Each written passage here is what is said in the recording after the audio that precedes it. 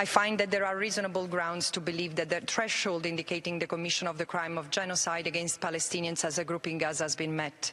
Specifically, Israel has committed 3 acts of genocide with the requisite intent: causing serious bodily or mental harm to members of the group, deliberately inflicting on the group conditions of life calculated to bring about its physical destruction in whole or in part, and imposing measures intended to prevent birth within the group. Well, Muhannad Ayyash is a sociology professor at Mount Royal University and joins us now from Cape Town. Muhannad, Israel calls this an outrageous distortion of the Genocide Convention. Do you agree with her assessment? Yes, thank you for having me. She's completely correct in her assessment. Her report is spot on.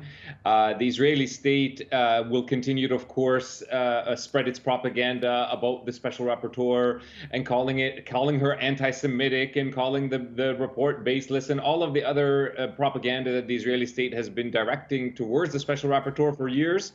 But that's the Israeli state's playbook, is to just, they have no valid argument, they have no facts, they have no logic to their arguments, so they just resort to name-calling and using and weaponize anti-Semitism in an effort to conceal their genocide. But she is absolutely correct that this is a genocide. Scholars of genocide have been saying that since October. She, of course, brings the legal expertise into this matter as well. And her findings are convincing. The evidence is very strong. I think many people around the world agree with the special rapporteur, and Israel is becoming increasingly isolated, with its principal ally, the United States, being isolated along with it. Yeah, but I put the same question to you that I asked after the UN resolution vote, which is it actually going to make any difference? You can call it that, but is anything going to change for the people of Gaza? Yes. So, I mean, that's the critical question. And in my view, we cannot expect change to come from the United States or from Israel. Neither of those states are going to lead the change or stop the genocide. They are the players, the active participants in this genocide. They are the two parties that are responsible for all of these horrific crimes that we're watching on our screens every day. So for me, the only solution really is for states around the world to finally stand up to the United States on this issue, to isolate the Israeli state economically and politically and put pressure on it legally. The special rapporteur calls for an international arms embargo on Israel. The overwhelming majority of the weapons that go to Israel are coming from the United States and Germany. Those two countries are not going to participate in the isolation of the Israeli state by themselves. They have to also themselves be forced into action to isolate the Israeli state. And make no mistake, without isolating the Israeli state, this will continue. It has been decades, Israel has experienced decades of impunity from the international community because of the protection provided to it by the United States. And it is committing these acts of genocide today precisely because it believes it has that impunity and it can continue to do all of these horrific crimes without paying any price for it. Yeah. So if the international community is serious about stopping this genocide, then they have to get together and place pressure on the United States. I understand that if a country like South Africa or Brazil or Turkey, for that matter, if they by themselves announce an economic and political boycott of the Israeli state, that the United States would punish them.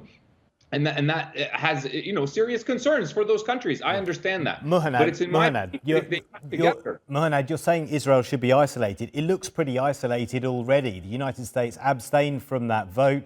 Benjamin Netanyahu called off that delegation that he was sending to Washington. He's pulled out of truce talks in Qatar as well. The United States has said that the UN vote has nothing to do with truce talks going wrong, but Israel claims it does. Israel does look isolated already. So symbolically, they are increasingly being isolated. But what I'm talking about is the material isolation now. I'm talking about boycotting the Israeli state, cutting all economic ties to it. That's where the price to be paid for the Israeli state really comes through. And that's what forces a change in their behavior. Because otherwise, they're going to continue to see this as, well, we can storm the symbolic isolation. There has to be material isolation. So that's why I believe that these countries around the world need to get together. There's safety in numbers, there's strength in numbers. If they get together, then they can actually place real material pressure on the Israeli state, and the Americans will not be able to punish those countries for doing that when there's a collection of them acting in concert. So we need to now move to this next step of real material isolation of the Israeli state. That is the only path forward. There's only two ways to stop a genocide: war or economic and political isolation. There's no third way. We can keep talking about it, but there's no third way. So there needs to be material isolation of the Israeli state. Even if right now the Israeli state seizes this particular genocidal operation, if there's no material consequence, then they will just say, well, we'll wait for another moment to reignite it. And we will be talking about this once again a few years down the line. So unless there are material consequences for the Israeli state, nothing will change. We hear you loud and clear. Material isolation. Thank you, Muhannad. Really appreciate your time this afternoon. Muhannad Ayyash there, sociology professor at Mount Royal University.